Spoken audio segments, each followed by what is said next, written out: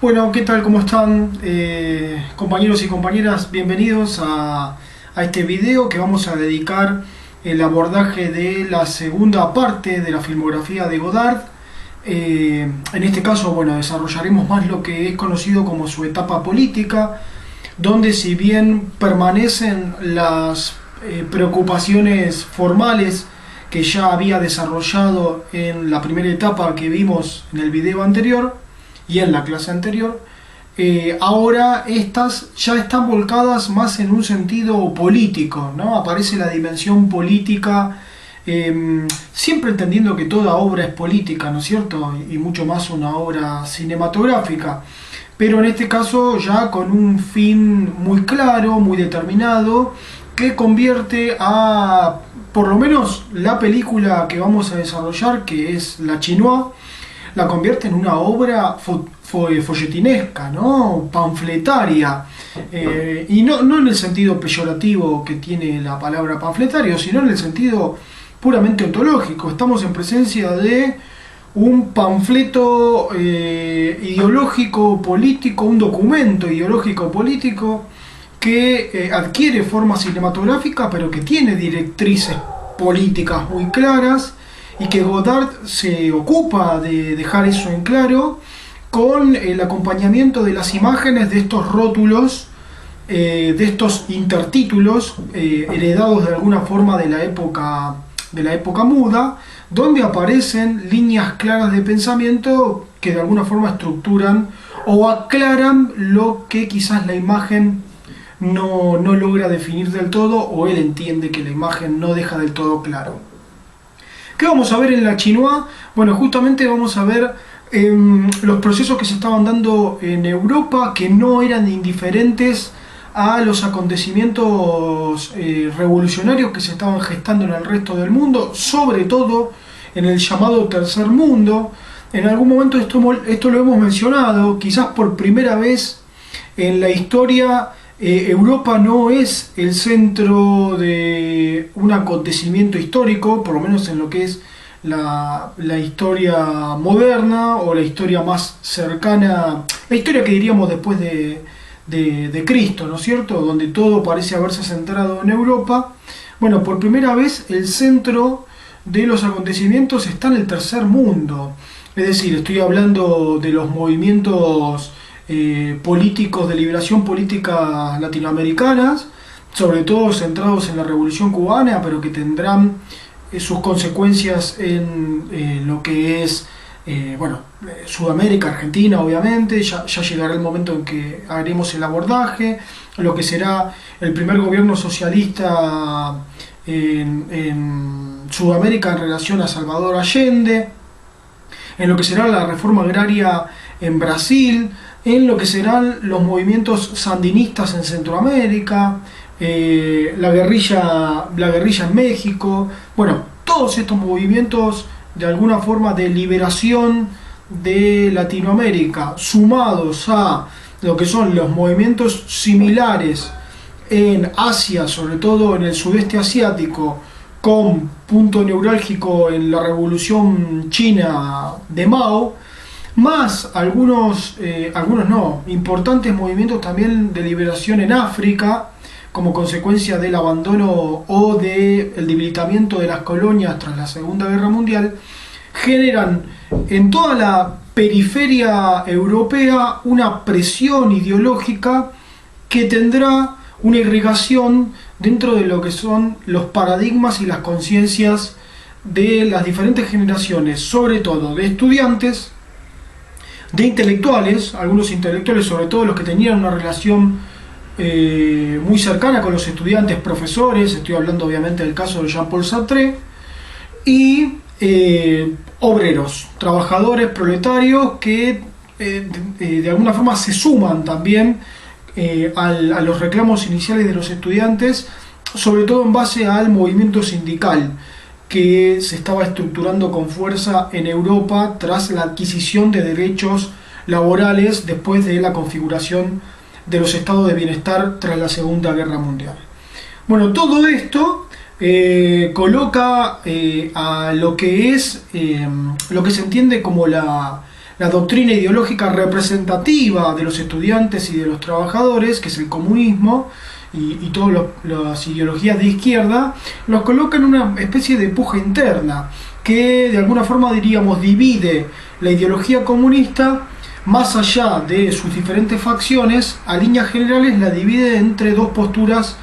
bien enfrentadas a partir del Congreso, del 20º Congreso de los partidos comunistas que se celebró, donde bueno, estuvo la presencia de Mao tras la Revolución China. Bueno, lo que decíamos es, ¿qué tipo de comunismo, lo que está en puja, es qué tipo de comunismo es el verdaderamente representativo de los ideales y de los postulados marxistas, leninistas, que se ofrecen como la teoría más pura del comunismo? Sí, el comunismo europeo tras la muerte de Stalin y el llamado deshielo de Nikita Khrushchev y sus vínculos cercanos a la burguesía europea y norteamericana, o el comunismo más beligerante, más confrontativo y de alguna forma más revulsivo, que busca los cambios de base, como el latinoamericano, el africano y sobre todo el asiático, el chino, con la figura de Mao. Bueno, esta puja aparece presente en la película, aparece presente en el seno de la sociedad francesa, de la sociedad europea, y de alguna forma va a configurar las bases de lo que será ese movimiento tan famoso que conocemos como el Mayo francés, pero también veremos que tiene consecuencias intrínsecas con lo que serán los diferentes movimientos políticos que se darán en Sudamérica, en Latinoamérica y bueno, en Argentina, y que ya veremos terminarán desembocando en las dictaduras más sangrientas de la historia, por lo menos de esta parte del continente. En relación a la película, vamos a dividir el análisis en 4 puntos, como para poder ordenarnos y desarrollar el abordaje a medida que avancemos en este video clase. El primero de los puntos estará justamente orientado en esto que hablábamos, las diferencias que los personajes manifiestan y sus justificaciones al respecto, vistos desde la visión juvenil, adolescente de los estudiantes franceses en la película, entre el maoísmo y el comunismo europeo y soviético, si se quiere un abordaje más político. En segunda línea veremos qué es lo que dice al respecto la película, y obviamente entendiendo Godard, sobre las formas de representación artísticas que debe tener el comunismo y las que ha tenido hasta ese momento, teniendo en cuenta cómo el arte comunista, a partir de la sanción en su momento de Stalin de decretar el realismo socialista como el arte representativo del comunismo, bueno, ¿qué ha pasado con ese tipo de representación realista si no ha sucedido que ha imitado las formas de representación burguesas, ¿no? O si se quiere, siempre ha sido así desde la sanción del realismo socialista? Bueno, lo que intenta la película abordar es qué tipo de arte debería ser en esta situación, en este cisma que se está dando. Bueno, qué tipo de arte debe ser el representativo de las nuevas generaciones con el pensamiento comunista heredado de Mao. En relación a eso vamos a retomar algunos puntos interesantes que vimos en su momento cuando hablamos de la Revolución Rusa, que tienen que ver con los postulados de Malevich, con los postulados de los prolekults y la abstracción, el intento de la representación artística sin la alfabetización, que se entendía venía heredada de la educación burguesa y de la escolástica católica. Eso también lo analizaremos. En tercer punto, vamos a ubicarnos en alguna forma en la articulación entre los ideales teóricos de estos jóvenes, ese idealismo que demuestran en relación a qué es lo que pretenden la sociedad, y los modos de aplicación. Los modos de aplicación, de qué forma se plantea el ejercicio de esos ideales, la aparición de los actos terroristas, de los crímenes, que también, bueno, nosotros lo sabemos por lo que fue los diferentes movimientos,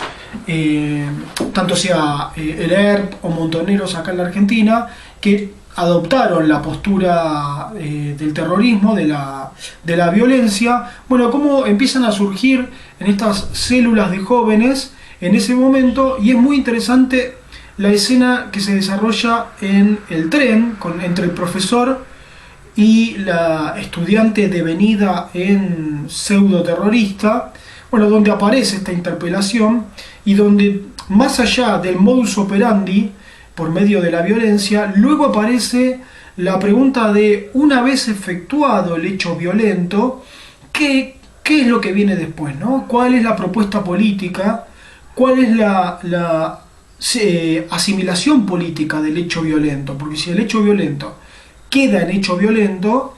no tiene ningún fin político. Bueno, se entiende que hay una motivación política y el profesor intenta encontrar las directrices de parte de los estudiantes. Y por último, veremos si el estilo de Godard, ese estilo que viene de sus películas anteriores, de qué forma se ha ido adaptando, depurando y desarrollando en relación a esta nueva beta